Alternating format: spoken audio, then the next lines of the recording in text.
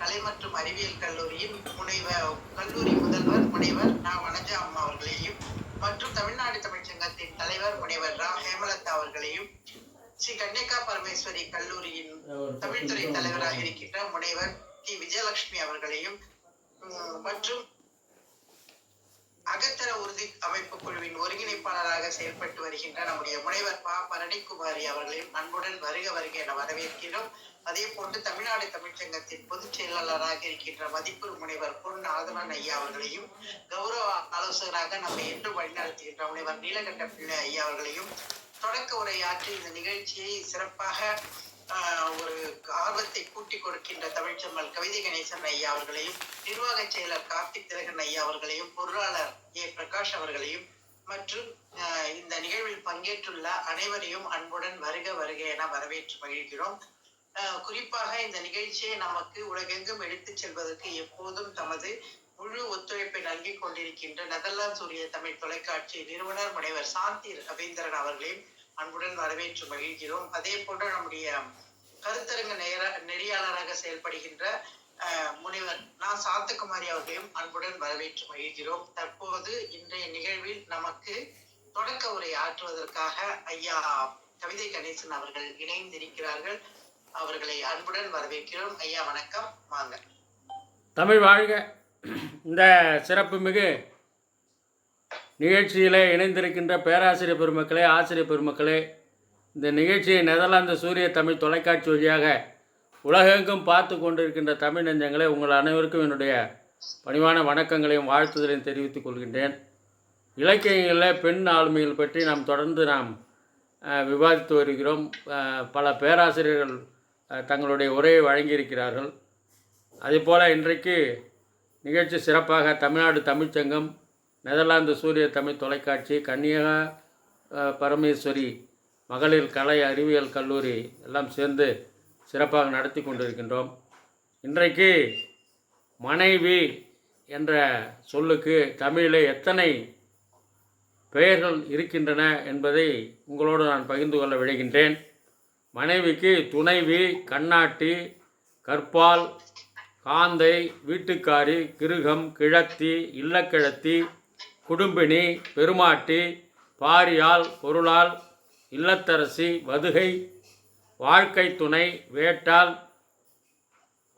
விருந்தினை, உள்ளி, சீமாட்டி, சூரியை, தம்பிராட்டி, தலைமகள், தாட்டி, தாரம், நாச்சி, பறவை, பெண்டு, இல்லாள், மணவாளி, மணவாட்டி, பத்தினி, கோமகள், தலைவி, இயமானி, கலைமகள், ஆட்டி, அகமுடையாள், நாயகி, பெண்டால், ஊழ்துணை, வதுவு, இல், காந்தை, பாரியை, மகடு, மனைக்கிழத்தி, குழி, வல்லபி, வனிதை, வீட்டால், ஆயந்தி, ஊடை, மனைத்தக்கால், ஆம்படையால், கடகி, விருத்தனை, தம்மேய், அன்பி, சையோகை, மனையுறு மகள் போன்ற பல்வேறு பெயர்கள், இன்னும் இலக்கியங்களில் பல்வேறு பெயர்கள் இருக்கின்றன.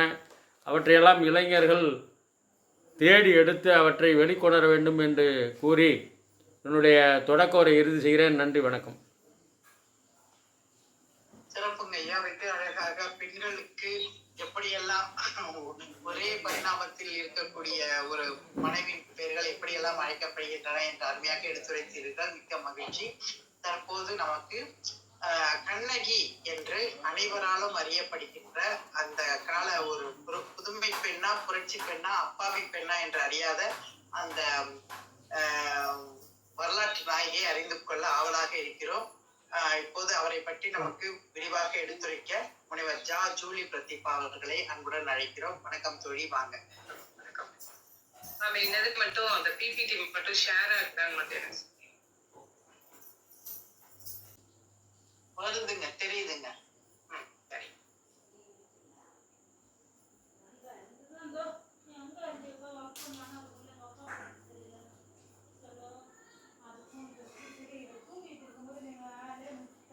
அனைவருக்கும் இனிய வணக்கம்.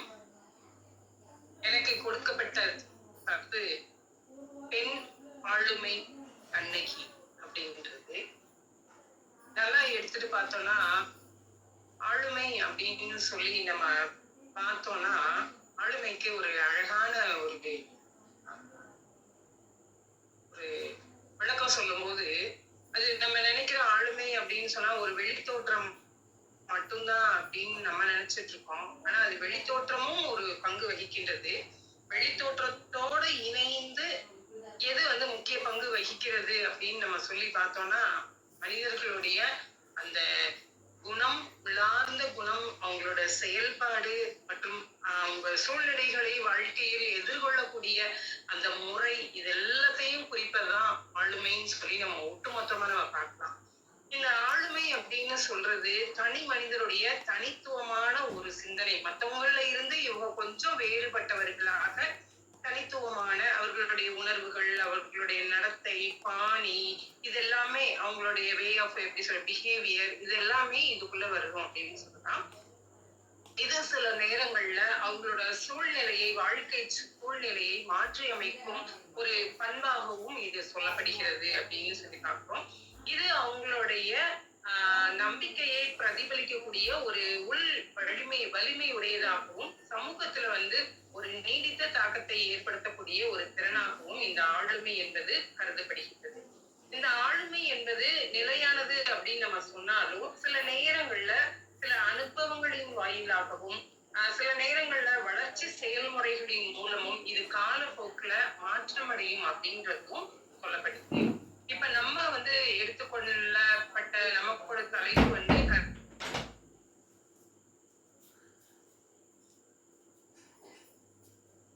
தமிழ்ல வந்து எழுதப்பட்ட 50 காப்பியங்களுள் ஒன்று.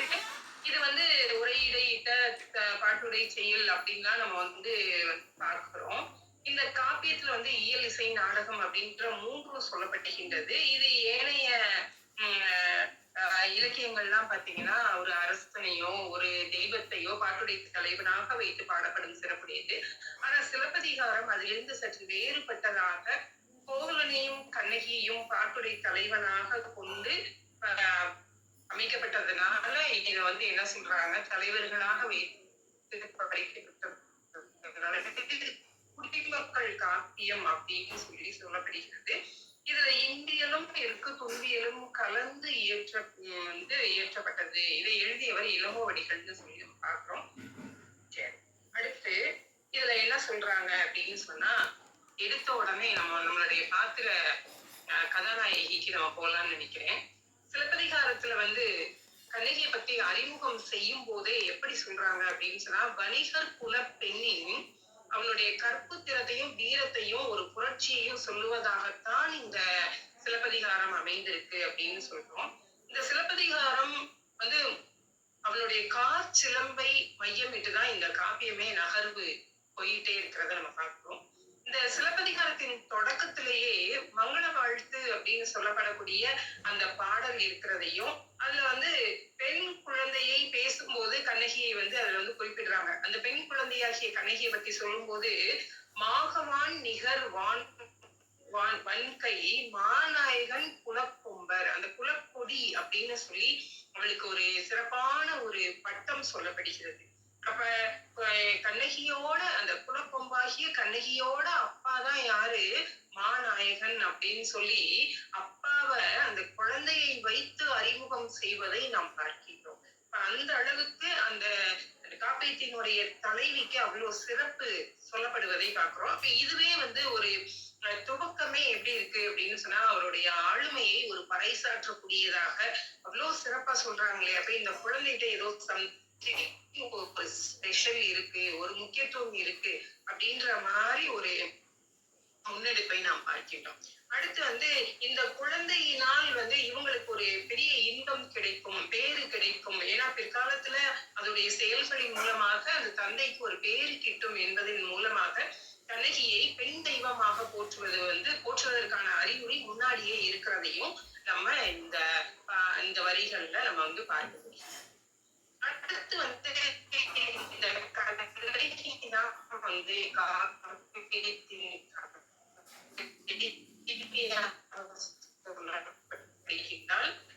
மாநாயகனினுடைய ஒரே மகள் சொல்வதையும் நம்ம பார்க்கின்றோம். ஈகை அப்படின்னு சொன்னா வந்து ஒளி பொருந்தியவளாக சொல்லப்படுகின்றாள். அடுத்து இவளுடைய அந்த வடிவம், திறன் இதெல்லாமே சிறப்பிக்கப்படுது. இதுல வந்து இவளை வந்து திருமகளுக்கு இணையாக ஒப்பிடப்படுவதையும், அருந்ததிக்கு இணையான அந்த கற்பும் சொல்லப்படுவதை நாம் பார்க்கின்றோம். அடுத்து மாதரால் தொழுதேற்றக்கூடிய நற்குணங்கள் நிரம்பியவள் அப்படின்னு சொல்லி எடுத்த முன்னெடுப்பிலேயே அவளுடைய சிறப்பை சொல்வதையும் நாம் பார்க்கின்றோம். அவளும் தான் கோதிலா திருவினள் புகழ் உடை வடிவு என்றும் தீது இலா வடமேனின் திறம் இவள் திறம் என்றும் மாதரார் தொழுது ஏத்த வயங்கிய பெருங்குணத்து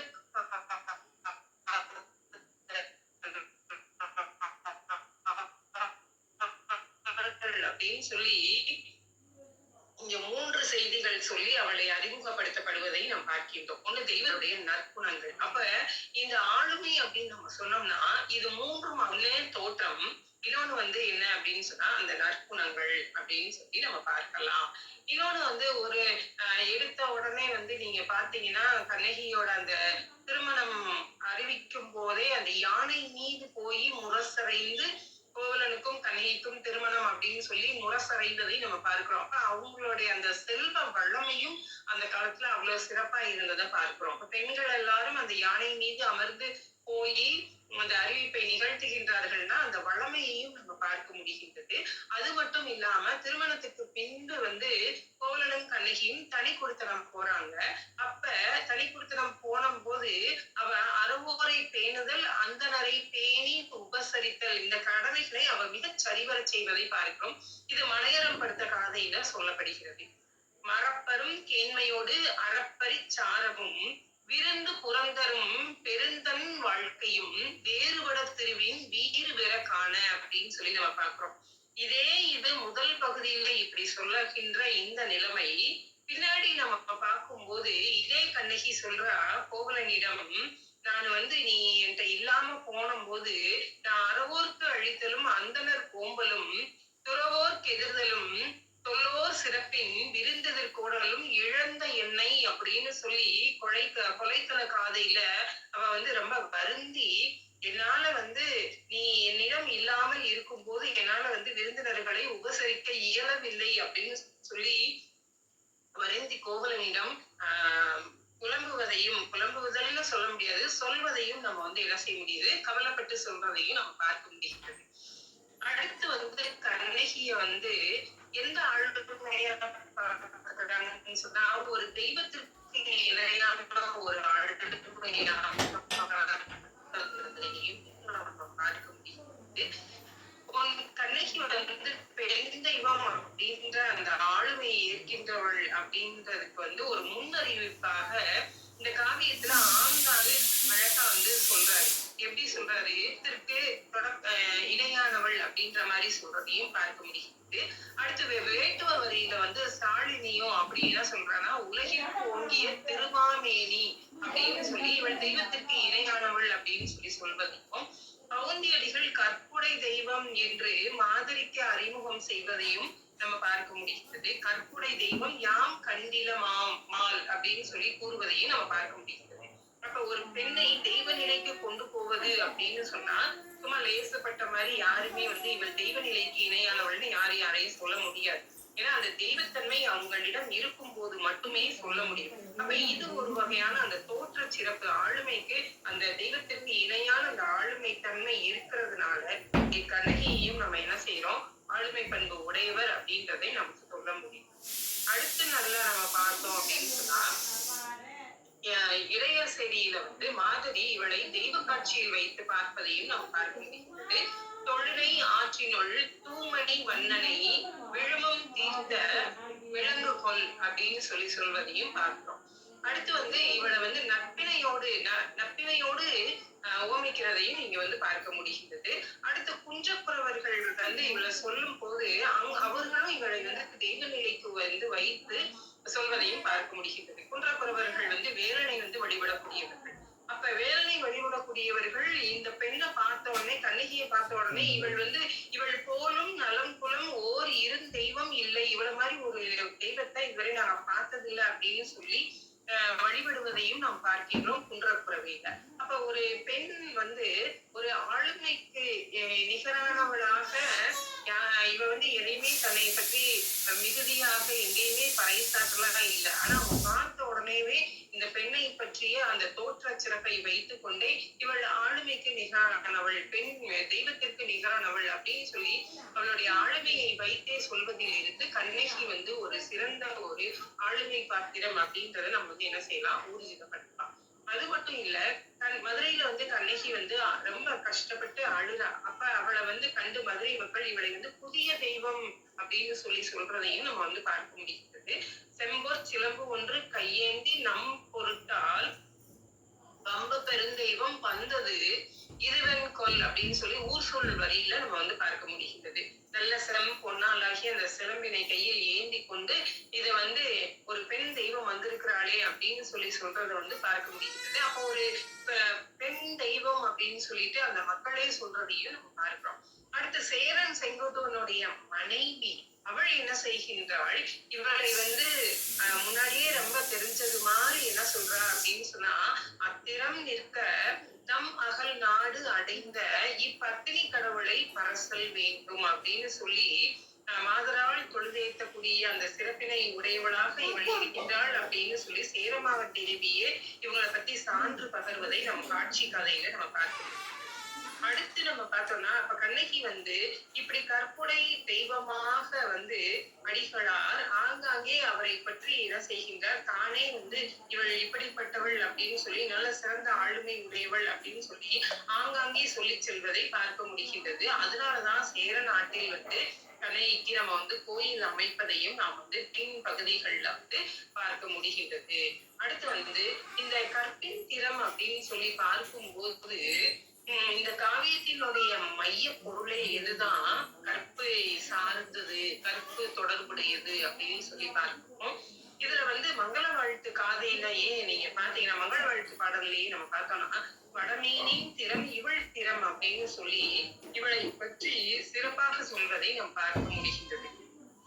கண்ணகியை தீவலம் வந்து அந்த திருமணத்தின் போது தீவலம் வந்து என்ன செய்கின்றார்கள், மணமேடையில தீவலம் வரும்போதே இவளை வந்து என்ன செய்யறாங்க, மாதரால் தொழுதேத்துகின்ற சிறப்பினை உடையவள் அப்படின்னு சொல்லி சொல்றாங்க. அடுத்து வந்து சாலினி ஒரு மீன் தகையாளை கோவலன் மாமுது பார்ப்பன் மறைவழி காட்டிட தீவலம் செய்வது காண்பார் கண்ணோன்பு என்னே அப்படின்னு சொல்லி அந்த கண்ணே பற்றுற மாதிரி அந்த அளவுக்கு இவனுடைய அந்த எப்படி சொல்றது, அந்த அழகு, அந்த தோற்றம், அந்த சிறப்பு அவ்வளவு அழகா இருக்கிறத நம்ம பார்க்கின்றோம். அப்ப ஆளுமைன்னு சொன்னா அதுக்கு தோற்றமும் ஒரு பங்கு வகிப்பதை நாம் பார்க்கின்றோம். அதே இது அந்த செய்தியை திரும்பியும் வலியுறுத்துறாரு. இங்க ஆங்கன் உலகில் அருந்ததி அந்நாளை மங்கள நல்ல நல்ல நல்ல மழி ஏற்றினார் அப்படின்னு சொல்லி இளங்கோவடிகள் சொல்வதையும் பார்க்க முடிகின்றது. அப்ப அவளுடைய அந்த கற்பின் திறம் அங்கே வெளிப்படக்கூடிய பல்வேறு சூழ்நிலைகளை நாம் இங்கு பார்க்க முடிகின்றது. அடுத்து வந்து இவளை வந்து தேவந்தியும் வந்து ஒரு தெய்வ நிலைக்கு வைத்து வழிபடுவதை பார்க்க முடிகின்றது.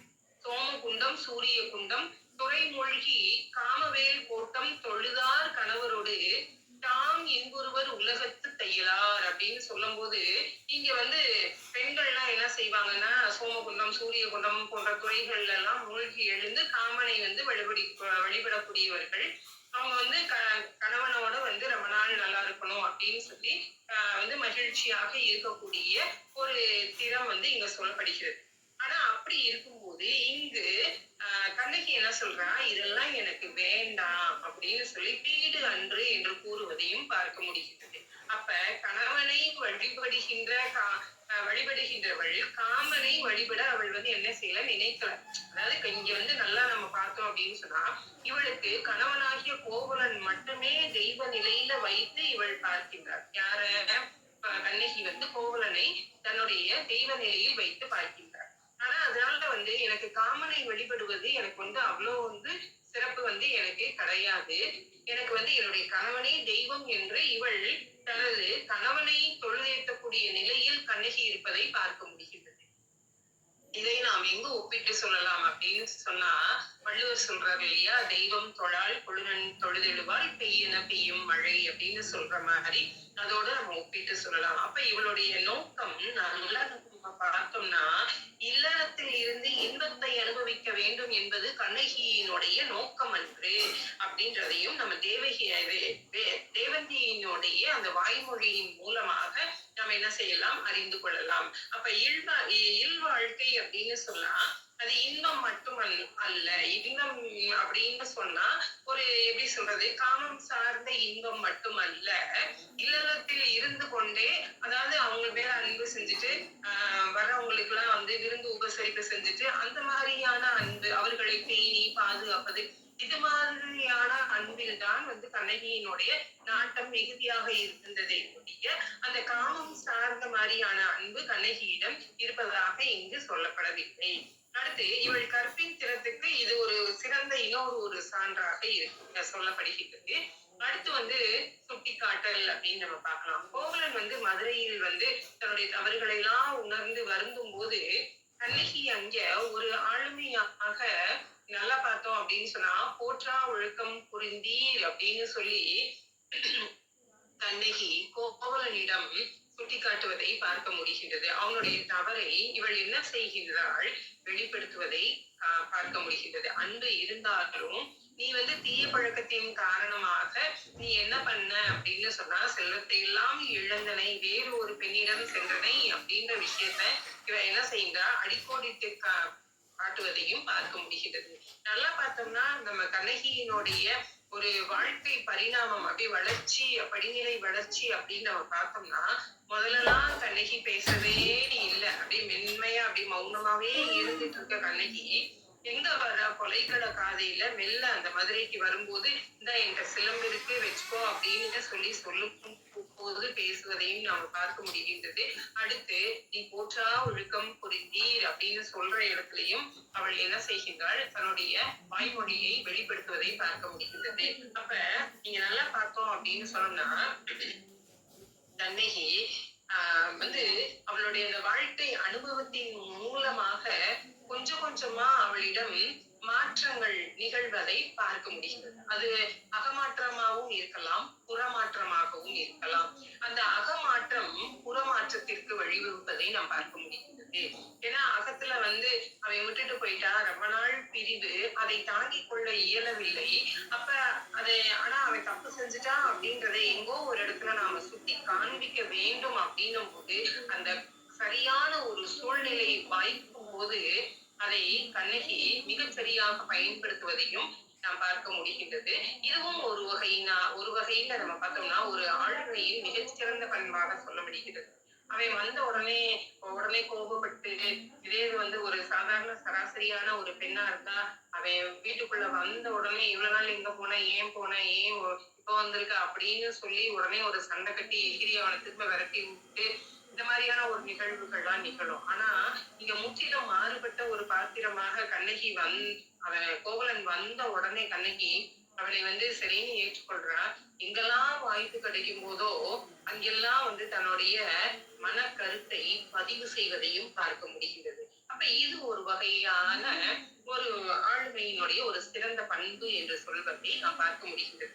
அதே நேரம் அவங்களோட தவறையும் சுட்டி காமிக்கிறோம், அதே நேரம் உன்னுடைய பிழையையும் நான் பொறுத்துக்கிறேன் அப்படின்ற மாதிரி. காரணம் என்ன அப்படின்னு பார்த்தோம்னா, அந்த அன்பினுடைய மிகுதி அப்படின்றதுதான் இங்க சொல்லப்படுகிறது.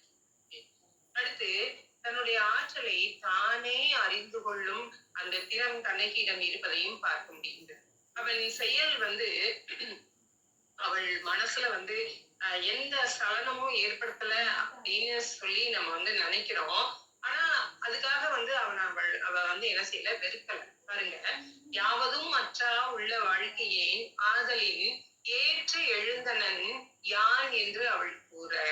பாருங்க, கண்ணகி உடனே என்ன சொல்ற, யாவதும் மற்றா உள்ள வாழ்க்கையே என்றது எதுவுமே இல்லை அப்படின்னு சொல்லி கோவலன் சொன்ன உடனே ஏற்று எழுந்தனன் யான், நீ ஏத்துக்கிட்டு நீ வந்து என் கூட இப்ப வரைக்கும் நீ வந்து உன்னுடைய கார் செலவை கொடுத்து நீ வந்து என்ன செய்யற, மதுரை வரைக்கும் நீ என் கூட வரையே அப்படின்னு சொல்லி அவன் சொல்லும் போது இவள் என்ன செய்கின்றாள், எந்த சலனமும் கண்ணகியிடம் ஏற்படுத்தப்படவில்லை, எந்த சலனமும் இல்லை என்று நாம் பார்க்கிறோம்.